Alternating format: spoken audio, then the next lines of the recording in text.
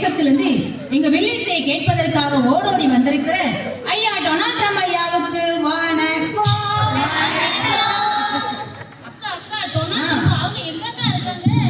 அந்த அந்த வரிசையில லாஸ்ட் உட்காந்துருக்காரு, ஜம்முன்னு உட்காந்துருக்காரு. அவர்தான்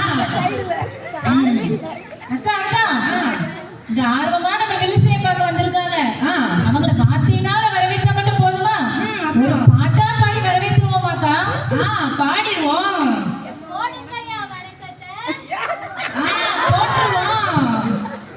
வணக்கம் வணக்கம் வணக்கம் எங்க ஐயா அம்மாருக்கு வணக்கம், எங்க அம்மா அம்மாருக்கு வணக்கம்,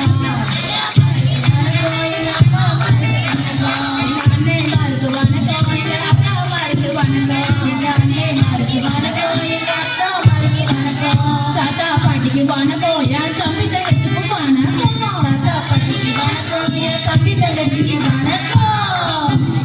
இங்க வந்திருக்கிற சுத்துப்படி ஜனங்கள் எல்லாருக்கும் வணக்கம் வணக்கம். சரிடா, வணக்கம் போட்டதெல்லாம் இருக்கட்டும். வில்லிசையோட ஒழுங்கு என்ன? தந்தனத்தோம் தான்.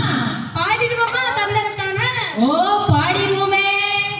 தந்தனத்தோம் என்று சொல்லியே வில்லினில் பாட, ஆமா வில்லினில் பாட, ஆமா வில்லினில் பாட.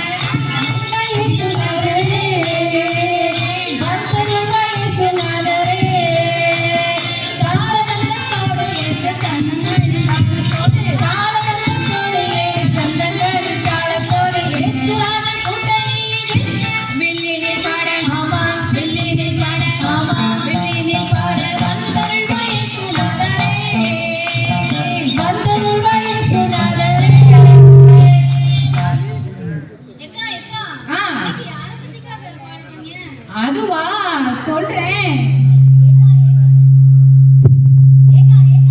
இவ கதையை பத்தி பேசுவோமா? யார பத்தி? கதையதான். ஏக்கா ஏக்கா அவ கதை வேண்டாம், நம்ம சொர்ணமணி கதையை பத்தி பேசுங்க. ஐயோ அது தண்ணி பைப்புல பண்ணுற அலப்பற கொஞ்சம் நஞ்சமா தாங்கவே முடியல. அது சரிதான், 8:30க்கு சர்ச்சுக்கு வர சொன்னா 9:30க்கு வரும். ஐயா அம்மா வாய திறந்த மூடவே மாட்டா, வள வள கொல வளன்னு. அது மட்டுமா?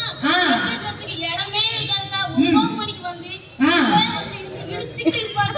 எப்படி இடிச்சுக்கிட்டு? ஐயம்மா உன் கதையும் பேச வரல, இவ கதையும் பேச வரல.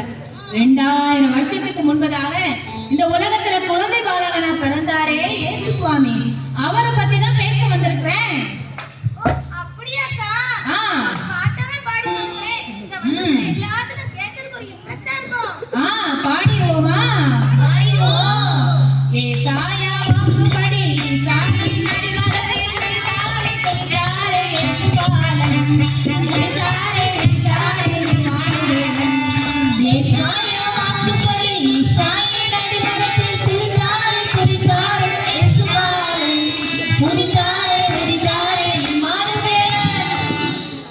இப்படியாக ஏசாயா தீர்க்கதரிசியின் மூலமாக உரைக்கப்பட்ட தீர்க்க தரிசனம் இதோ ஒரு கன்னிகை கர்ப்பவதியாகி ஒரு குமாரனை பெறுவாள், அவருக்கு இம்மானுவேல் என்று பெயரிடுவாயாக என்று சொன்ன தீர்க்க தரிசனம் நிறைவேறியது. கொஞ்சம் நிறுத்துங்கக்கா. ஏம்மா அடிக்க வந்துடாதம்மா, கொஞ்சம் தள்ளிதான் இறைமா. என்னம்மா அவசரம்? எப்படிக்கா ஒரு கன்னிகை வயித்துல குழந்தை பிறக்க முடியும்? ஆமா நீ கேட்டது சரிதான். ஆமாக்கா, ஒரு கன்னி பெண்ணே ஒரு கன்னி பையன் கிட்ட சும்மா பேசினாலே தப்பா பேசுற உலகம் இது. ஆமா ஆமா கல்யாணத்துக்கு முன்னாடி அவளை பத்தி இந்த ஊர் என்ன பேசும்? ஊர் என்ன பேசும்?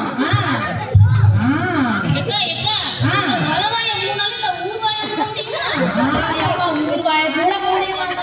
வாய மூட முடியுமா?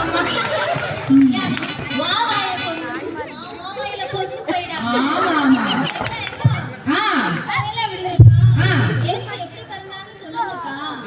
ஏசு பிறந்ததா சொல்ல போறேன், கேளுங்க.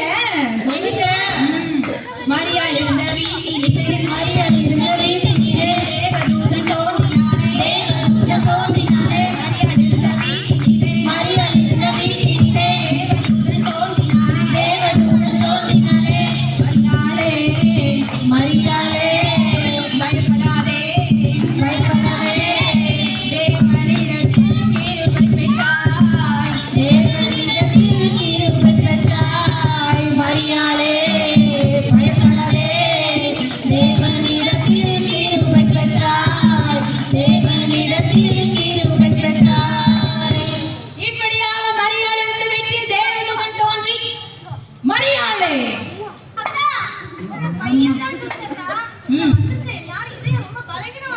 ஓ ஓடுற சத்தத்துல நாங்களே பயந்துட்டோம். கொஞ்சம் மெதுவா பேசுங்க. ஓஹோ அம்மா மேரி, இது நான் சொன்ன வார்த்தை இல்லம்மா. அன்னைக்கு தேவதூதன் மரியாள் இடத்தில் தோன்றி சொன்ன வார்த்தை தான் இது. மரியாள் தேவதூதன் தோன்றி சொன்ன வார்த்தையாவது, மரியாளே பயப்படாதே, நீ தேவனிடத்தில் கிருபை பெற்றாய். நீ கர்ப்பவதியாகி ஒரு குமாரனை பெறுவாய். அவருக்கு இயேசு என்று பெயரிடுவாயாக. பெண்ணுக்கு இயேசு பிறந்தார் என்று சொன்னீங்க. ஆமா. அப்படிப்பட்ட வெறியான குணாதிசயங்கள் தான் என்ன? ஏம்மா வளர்மதி, நல்லா கேள்வி கேட்டப்போ உங்க அப்பா நல்லா தான் பேர் வச்சிருக்காரு, வளர்மதி வளர்மதின்னு சொல்லி. அவ வளர்த்திக்கு தக்கனி ஒரு நல்ல கேள்வியை கேட்டா பாருங்க.